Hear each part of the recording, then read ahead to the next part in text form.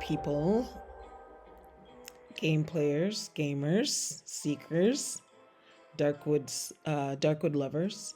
It's Sunny Reads here, and I thought I'd just drop you another podcast, so you can listen in while you're playing or doing something else, whichever you prefer.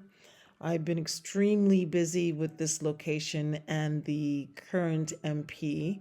This competition is definitely something else. Um, we've got a few guilds that we're competing with right now that are hundreds of thousands of points ahead of us, and we're usually in first or second place. So I don't know what that's about. And I think everyone's pulling their weight. You always have, though, one or two, well, sometimes more members of your guild that are just not pulling their weight. And I think one of our guild heads had mentioned to another player that, listen, you've got to pull your weight. But I mean, members of a guild are not going to do anything different from week to week if there aren't any consequences for not following the rules of the guild. So that's just my 2 cents. I just really think that for those of us who are more competitive, and some people have more time than others. I mean, I have the lifestyle that allows me the ability to jump in and log in when I have spare moments just to fulfill a requirement in the game if need be. And while others probably don't have that time available. But I would just like to say, in terms of guilds are really good, as I mentioned in a previous video. It's just that with guilds, it can be really taxing sometimes if you have a very busy lifestyle and you don't play as often. There are expectations that your guild members will have of you, and it's just respectful to follow it. I mean, I don't really have a say in my guild, only because, well, I'm one of the leading players, and I'm more, whatever the guild decides to do, we do. I follow along with it because there's a clique of friends that existed long before I arrived or joined this guild, and they seem to all get along very well. Some of them are very, very chatty and more chatty than what I'm really comfortable with, because, as I said before, the guild chat can be very distracting when you're really focusing on wanting to play your game, specifically when you have a talisman running as well.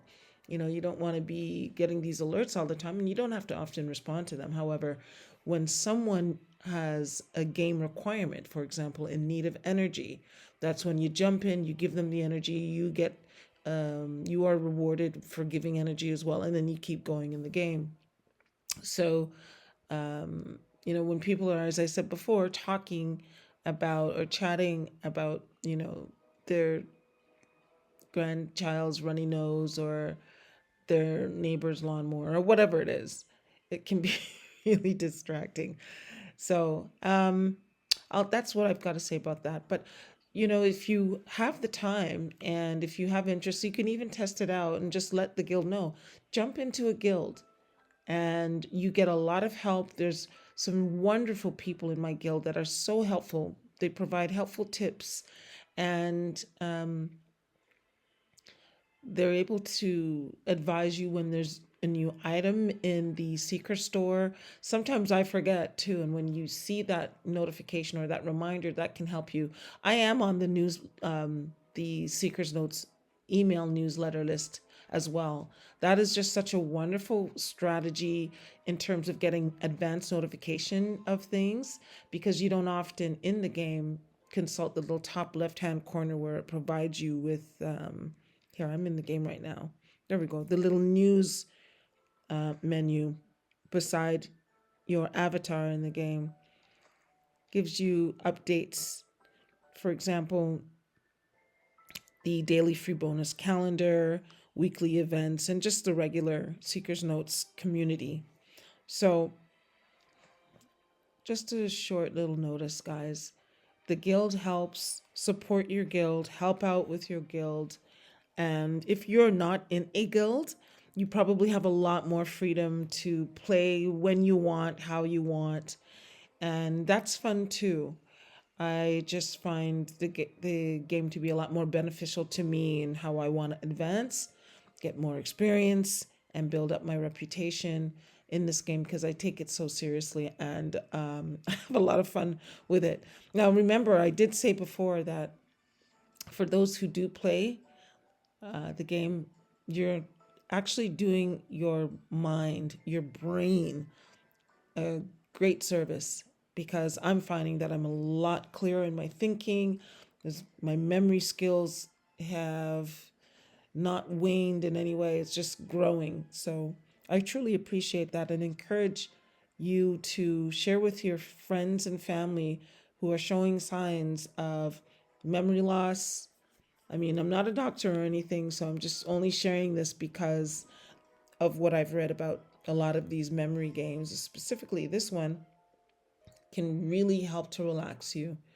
And that's my little chat about guilds. Now, I've read, as I said before, about some really mean guilds. If you're not comfortable in the guild that you're at, exit it and find a new one. You can also go to Facebook. I've actually, now that it's been a couple of weeks that I've joined Facebook as Sunny Reads. You can look for me there. And the Seekers Notes group in Facebook, there's a few of them. They are really very helpful. I mean, you've got to scroll through a lot of stuff, but when you get into a good group and Mytona provides an update or information about an event coming up, you can read the comments and get a lot of help from other users, other players of the game. Very, very useful. So there's a few things that I've just shared on the strategy of help around the game and in the game. Join a guild and fulfill the requirements of the guild. Be respectful and try to help as much as possible. Sign up for the newsletter. It's really very helpful as well. You'll get information there. You get codes. They'll email you codes and you'll get advanced notification of upcoming events. And they just pretty much share information. It's really good too to complete they have quizzes, or I can't remember, it slipped my mind right now, but you fill these out, you complete these online, and they'll give you a code to redeem some wonderful rewards, and they're actually really good rewards. So the newsletter is very useful, quite helpful, and I would encourage your guildmates to get the newsletter as well. And the Facebook group, very, very helpful, especially when you want immediate answers. There's usually someone from around the world that's online. For example, when they were doing an update, I think last fall, one of the locations wasn't uploading for a lot of people for like a week. Thank goodness I wasn't one of those, but there are many people that could not join. Well, they weren't able to participate in the event or even the MP, I believe. So when you're part of the online communities, you're able to get assistance in the game, even if you're playing alone and not in a guild. So my final strategy, and I have to share this again, visiting friends. Okay. Visiting friends is crucial. I think what I'm going to title this is event location tips. So I've saved the best to the end. Here's a tip. When you are visiting friends, you do realize that you're filling up your collection items list. Now, what's important there is whether you have a wish list or not, your collections are filling up every time you visit your friends and tap their locations, tap their trophies. Sometimes I mix it up. There's one member specifically in my guild who does not like to have his trophies tapped. I understand that. I do not tap his trophy. While in the same guild, there's another member who prefers to only have her trophies tapped. Again, I respect what my friends wish. So I tap her trophies when I visit her. And that's, again, paying attention and being respectful of visiting your friends and what they desire. Some people, they don't agree with that, but for me, because the game is so reciprocal, I like to be respectful in that way. And so I find that I have a good relationship with my guild members who I show respect to.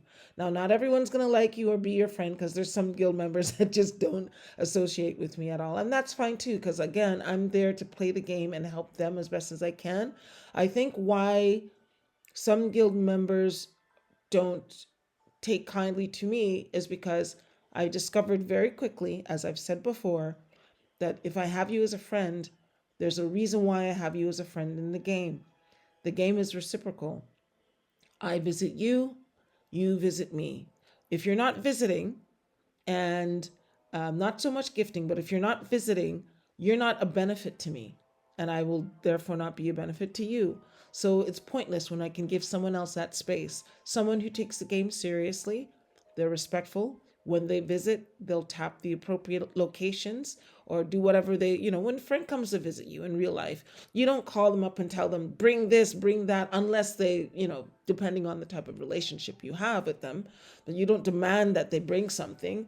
When someone's coming for a visit, whether it be for drinks or, a movie night or for dinner, they will bring something like a bottle of wine or champagne or a case of beer, whatever it is. If it's a potluck type of dinner, they'll bring a special meal.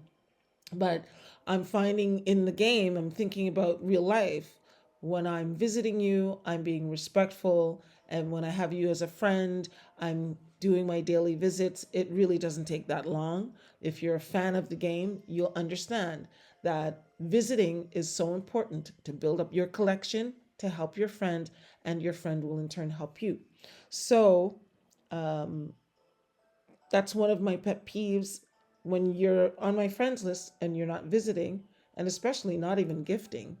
You gotta go. So I'm famously known in the game for cutting friends. Now, there are some friends who I do realize, and I've understood that they've been off ill, or they have a family member to care for or a work event to care for, so they might be out for a week or two. I'll know to remove the star by their name in their avatar on my list, and I will still visit and I will still gift, knowing that they will return later on. Because remember, once they return to the game after a week or a month, they'll receive all your gifts and they will be reciprocal. And you can keep a cordial, friendly friendship or relationship with your fellow player. So, again, people or avatars who have that Z across their avatar, or sorry, players who have that blue Z across their avatar, get rid of them. They haven't been in the game for 90 days. They're not helping you.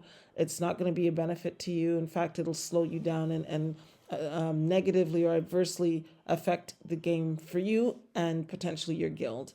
So, hearing that one of my fellow guildmates taps the sleeping Z's is an indication to me that she doesn't understand the game. People who can't reciprocate aren't helping you, completely helping you. So you're probably gaining from them temporarily, but it's not a wholesome game, and it's not really a game of purpose and productivity when you have a friend that doesn't visit, that's not been on the game for 90 days, and they're going to be of no use to you. So that's why I guess some of the guild members don't take too kind to me, and especially when your reputation is less than a third of what your experience is, you're not visiting, and I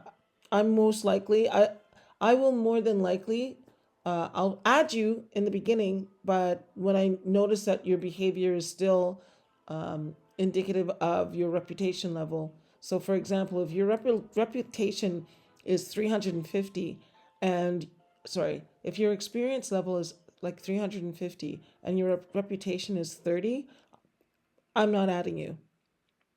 My rule is it should be at least one third, because a lot of us didn't understand in the beginning when we first started playing the game how important it was to visit friends and tap locations.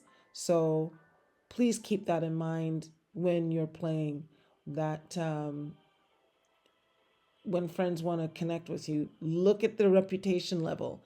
It tells you, that is a strong indication as to how that person plays and how much of a benefit they will be to you and you to them. All right. Um, the event location, the strategy behind tapping the event location. I'm going to go there now because I'm a player that is, I play the Anomalous Alliance event, and I'm the winner of the Anomalous Alliance event. What that means is, and I'm going to go in and have a quick look at one of my friends. Anytime the winner of the Anomalous Alliance event taps on your location, this is the help that you get. So for those of you who don't like to play this location, and I'm going to do a, a podcast to focus specifically on this to help you strategically work through how to get through this event, because it's not as tedious as most other events. The Philanthropist Award from playing the Anomalous Alliance event increases the experience, the number of coins, by 10%. So that's both of it. That's two of three benefits. It increases the experience you earn and increases the number of coins you earn by 10%. It also decreases energy consumption by 10%. So you're getting a triple benefit here when a philanthropist taps on your location. All right, so listen carefully. You want to play the anomalous event because when you tap on someone's location, they're getting that triple benefit from you leaving that help on the location that you've tapped. Now, here's the big one. When you go to the event location, I can say for me, I'm already in Heart Lake, for example.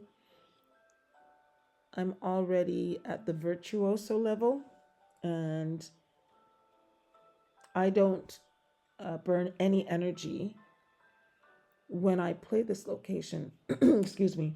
And remember, when you're playing the event location, the rewards are never more than, for example, I'm going to get 28 experience and 99 coins when I play the event location, compared to the Enigma or the Enigma house or the lair that will reward me much greater. That's not a lot. So when you are tapping your friends' locations, when you're visiting them, I'm going to recommend that you do not tap the event location. And that comes from a brilliant member in our guild who made mention of it last week. That was wonderful for her to share that information. And I thought I'd do a video just to address that. The event location does not need to be tapped because you're wasting your energy, and there won't be as much of a benefit to you and your friend when you tap the event location, because especially with the Anomalous Alliance, you're wasting great help when it can be used on another location. I love to tap I'll do a mixture of like 3 or 4 trophies, depends on the day. And then I will tap the blacksmith, the fortune teller, the inventor, and then of course treasure box and haunted lights. That's primarily when I'm running in real quickly and I'm doing quick visits. But when I have some time, I will tap the premium locations. I like to do that for my top players that visit and gift. So when I know that you visited me, I'll immediately visit you back. Well, not immediately, but you can tell when someone's visited you. I will visit the player. I will tap premium locations, and the blacksmith, fortune teller, and inventor. So I'll do a mixture of those. It's not always the same, but I like to give them really good benefits when I go to visit, because guess what? Those top players will do the same for you, and you need those advantages in the game. All right. Now, once I've tapped all my 50 friends that have visited, the ones that haven't visited and that are not as active as normal, I will go in and I will just tap a bunch of trophies and I'm out. Or I'll, you know, scan the map and go to the other side of the map and just scan a bunch of locations. That way, when they pop in for the day, if they do play that day, I think they have 24 hours to play the location to receive the advantage. They'll have a nice treat if they're completing a quest or something. All right. So the big strategy here on the event location: when you're visiting, don't bother tapping. It really doesn't provide as much help as you would want on another location. All right, that's number one. Number two, when you're playing the Magister's Path and you get the Magister's Time talisman, the higher the level you are, the more points you score for your guild. So I just completed my Magister's Time at this last Magister's Path competition at Virtuoso level. So every time I completed the event location, I was able to score 90 points. And I believe that if I can go up one more level, I'll score 120 points. So that's my personal goal to achieve for the next event. I'm going to try to get to the next level up from Virtuoso. I can't remember off the top of my head what it is right now, but I'm hoping to do that so that I can score some big points for our guild in the next competition. So, just some tips on the event location. Try to score as many passes as you can, many passes as possible by playing those premium locations. And we talked about that in another podcast. And I'm looking forward to the upcoming event. I got to tell you, just as an aside before I wrap this up, there were a lot of friends that were not playing the MP. You know how you can change your name and say no MP? I had a lot of those, not this week, but the week prior. A lot of guilds opted out of playing the MP. It's just, it can be exhausting, you know? And I don't know. I just got a feeling that I think people were just tired. And I know for our guild, there's people traveling and not well. So the decision was made. And as I said before, I just go along to get along. So whatever is best for the guild works for me. So, and another thing too, honestly, I wouldn't mind only competing twice per event, and skipping that 1 week so we can build up our passes and do better the next week. But it's not working for us. We're in fifth place right now, and the Magister's Path ends today, so it'll be interesting to see it um, how it pans out. I'm just doing a quick check. Yep, we're in fifth place, and we have been since the beginning. And we're at 159,000 points, and the people are ahead of us. The number one spot is 222,000. That's a lot. We're usually in first or second, and sometimes third place, but oh well. We are two players down, and I'm just doing a quick scan, and we've got a few people that have just barely met the minimum. So that is life in the guild. I'm enjoying Heart Lake. It's a great location, very colorful. There are a few items that were really super small. That snail, that frog, and those tennis rackets can be very tricky. But all in all, great location. I've enjoyed it. I'm ready for the next one, ready for the MP to be over, and looking forward to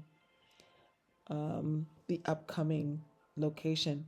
So thank you so much for listening. I would really appreciate a like and a subscribe. And if you can tell your other friends who play the game about my podcast, I would really truly be grateful for that.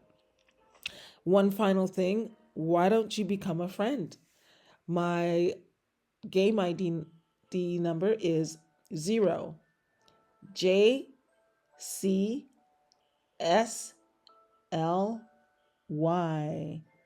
0JCSLY. Come and find Sunny Reads and let's have some fun in the game. And I'm looking forward to my next podcast where I'm going to go deep into the anomalous, I used to call it anonymous, but it's the anomalous alliance. All right, folks. Happy tapping, happy seeking. Have fun in Darkwood. I'll see you there. Take care.